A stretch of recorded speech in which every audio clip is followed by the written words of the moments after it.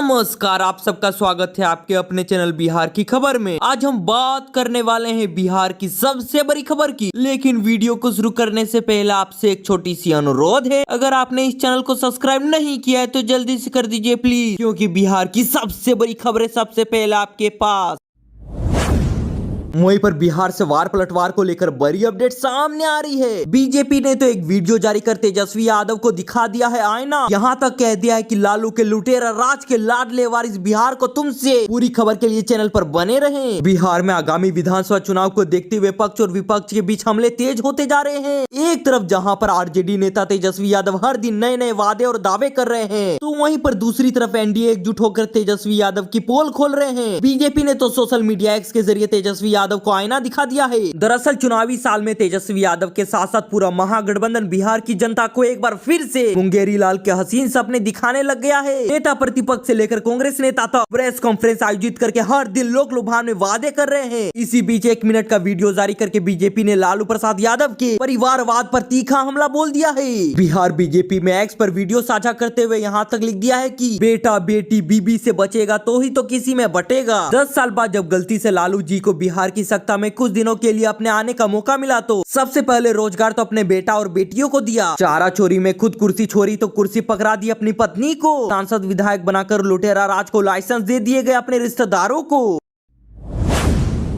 वहीं पर बिहार से बड़ी अपडेट सामने आ रही है। बिहार विधानसभा चुनाव पर ओबीसी की तो पैनी नजर बनी हुई है। महागठबंधन को बता दिया है जीत का नया फॉर्मूला। पूरी जानकारी के लिए चैनल पर बने रहें। बिहार में इस साल होने वाले विधानसभा चुनाव को लेकर तैयारियां तो तेज हो गई है। चुनाव आयोग ने मतदाता सूची के विशेष गहन पुनरीक्षण की प्रक्रिया शुरू कर दी है। इसके साथ ही राज्य के सभी राजनीतिक दल तो चुनावी मैदान में सक्रिय हो गए हैं। AIMIM प्रमुख और हैदराबाद के सांसद ओबीसी तो पूरी ताकत से बिहार चुनाव में जुट गए हैं। उन्होंने महागठबंधन को एनडीए को सत्ता में आने से रोकने के लिए एकजुट होकर चुनाव लड़ने का नया प्रस्ताव जारी कर दिया है। ओबीसी ने तो यहाँ तक कह दिया है कि अगर महागठबंधन चाहता है कि एनडीए दोबारा बिहार की सत्ता में ना आए तो हम तो आपके साथ चलने को तैयार हैं। उन्होंने तो यहाँ तक जानकारी दे दी है कि AIMIM के प्रदेश अध्यक्ष ईमान जी ने तो महागठबंधन के कुछ नेताओं से बातचीत की है और साफ तौर पर कह दिया है कि पार्टी नहीं चाहता है कि बीजेपी या एनडीए सरकार फिर से ना आए। ओबीसी ने साफ कहा है कि अब फैसला महागठबंधन को लेना है। यदि वे साथ नहीं आते हैं तो हमारी पार्टी तो सभी सीटों पर चुनाव लड़ने के लिए पूरी तरह से तैयार बैठी है। उन्होंने तो यहाँ तक कह दिया है कि अगर महागठबंधन नहीं बनता है तो हम सीमांचल के बिहार से उम्मीदवार उतारेंगे ही। मैं तो हर जगह से चुनाव लड़ने को पूरी तरह से तैयार हूँ। फिलहाल सीटों की संख्या को टालते हुए यहाँ तक उन्होंने कहा है कि जल्दबाजी होगी, लेकिन उन्होंने बहादुरगंज और ढाका सीट से अपने उम्मीदवारों की घोषणा कर दी है।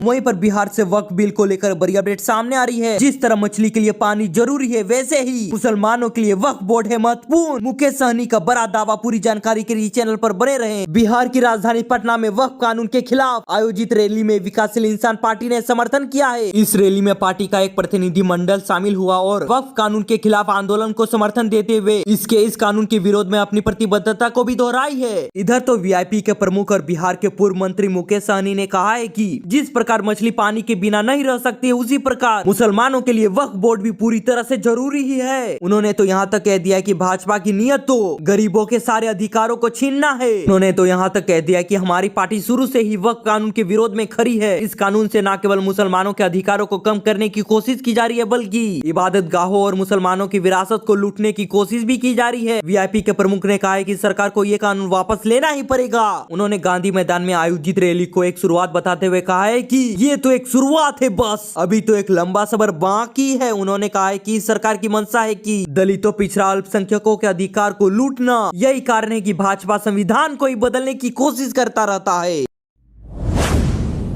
बिहार से सबसे ज्यादा तरक्की भरकती खबर आपके सामने। विधानसभा चुनाव से पहले वोटर लिस्ट को लेकर सियासी घमासान शुरू हो गया है। कानूनी विकल्पों पर भी होने लगा है पूरा विचार। जानिए क्या है पूरा मामला। चुनाव आयोग के बिहार में विधानसभा चुनाव से ठीक पहले मतदाता सूचियों के विशेष पुनरीक्षण अभियान पर संदेह के सवालों के साथ मुखर विपक्षी दल इसके खिलाफ राजनीतिक लड़ाई के साथ ही कानून विकल्पों पर भी गंभीरता से विचार कर रहे हैं। बिहार के महागठबंधन की पार्टियों ने जहां मतदाता सूची के विशेष सघन सूची पुनरीक्षण के लिए लिए तय नए दिशा निर्देशों तथा शर्तों के खिलाफ जमीनी स्तर पर साझा मुकाबला करने के लिए तो पूरी तरह से ताल ठोक दी है। वहीं पर कुछ कानूनी विकल्पों को आजमाने के लिए विशेषज्ञों से भी पूरी तरह से बात चल रही है। वोटर लिस्ट विशेष सघन पुनरीक्षण के आयोग के कदम पर पहले से ही लिखित रूप से सवाल उठा जा चुका है। मुख्य विपक्षी पार्टी कांग्रेस को चुनाव आयोग के जवाब का इंतजार कर रहा है। इसके बाद पार्टी कानूनी विकल्पों को आजमाने की दिशा में आगे बढ़ेगा। कांग्रेस भी कानूनी दावे के सहारे आयोग के कदम थामने की पहल पर है। जय हिंद, जय भारत।